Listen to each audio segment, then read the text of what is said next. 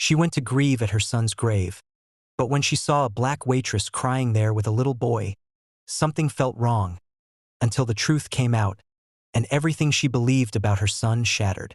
It was a quiet Sunday morning when Eleanor Whitmore stepped out of her town car, heels sinking into the damp grass of Willow Grove Cemetery.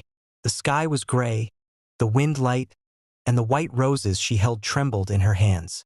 Her son, Nathaniel, had been gone for nearly a year. A car crash. Sudden. Brutal. Her only child, the heir to a billion-dollar empire, ripped from the world before his life truly began. Every Sunday she came alone. But this time something was different. As she approached the grave, she froze.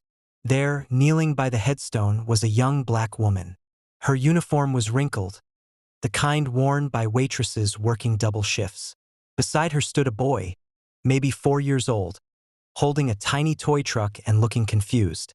And the woman, she was crying. Eleanor's chest tightened. She stepped forward slowly. "Excuse me. Why are you here?"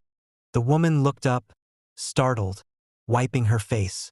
"I am sorry. I didn't mean to intrude." "This is my son's grave," Eleanor said gently, though her tone was firm. "Did you know Nathaniel?" The woman hesitated, voice shaking. "Yes, I knew him very well." Eleanor's eyes narrowed. "How?" The woman stood, slowly pulling the boy closer. "Because this is his son." Eleanor's world tilted. She stared at the child, the same hazel eyes as Nathaniel, the same half-smile, and for the first time in months, she couldn't breathe. Eleanor took a slow step back, her pulse thudding in her ears. "That's not possible," she whispered. "My son, he would have told me. I would have known."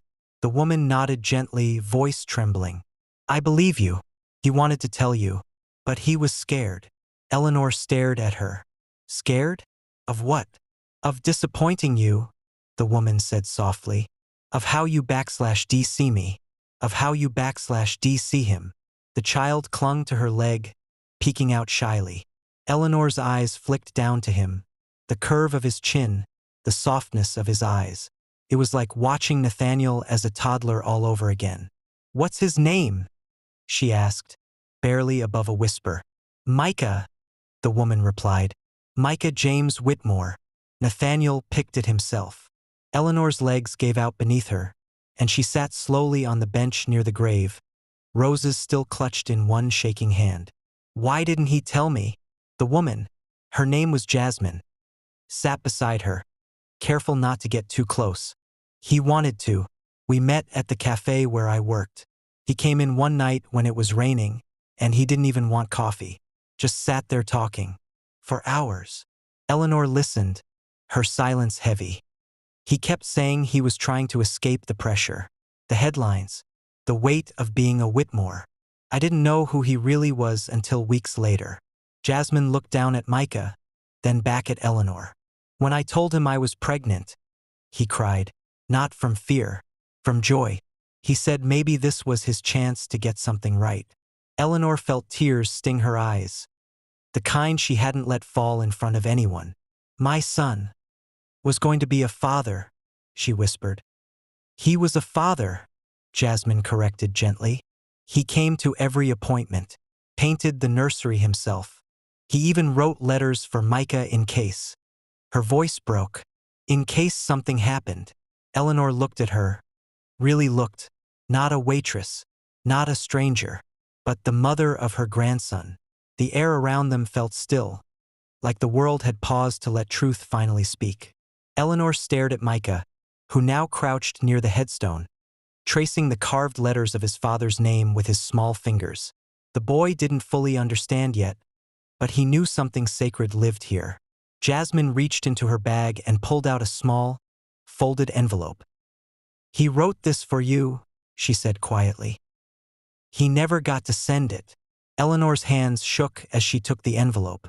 Her name was written in Nathaniel's handwriting, careful, slanted, like it always had been. She opened it slowly. "Dear Mom, I don't know how to say this, so I'm just saying it plain. I fell in love. Her name is Jasmine.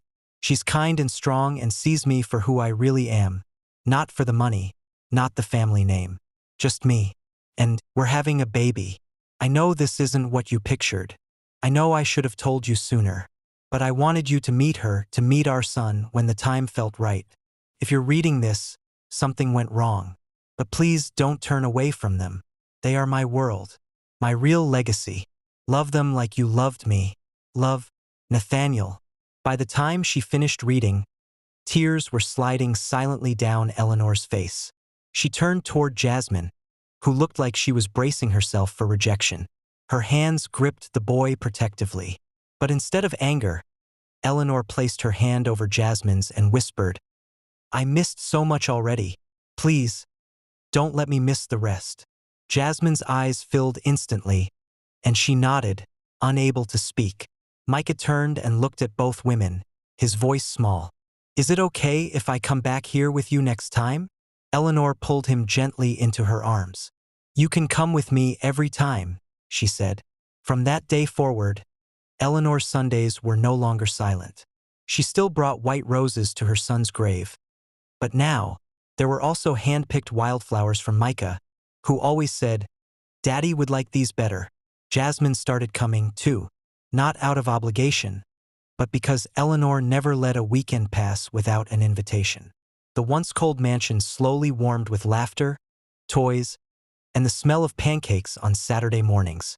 Eleanor found herself sitting at the kitchen table watching Micah color, marveling at how he crinkled his nose like Nathaniel did when he concentrated.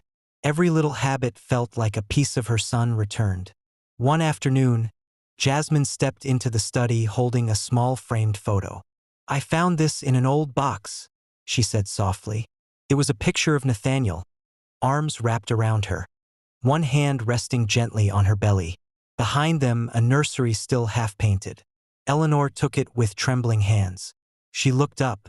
I judged too quickly. I assumed who you were, without even trying to know you. Jasmine smiled, eyes warm. And I assumed you'd never accept us. We were both wrong. They stood in silence, two women connected by heartbreak, and now healing. Later that evening, Micah climbed into Eleanor's lap with a blanket and asked, Grandma, do you think Daddy can see us from up there? Eleanor pressed her cheek to his hair and whispered, I think he sees everything, sweetheart, and I think he's smiling. From loss had come love. From pain, a new beginning. And when people asked Eleanor Whitmore whatever happened after she lost her only son, she would smile and say, I found him again, in the eyes of a little boy who reminded me how to live.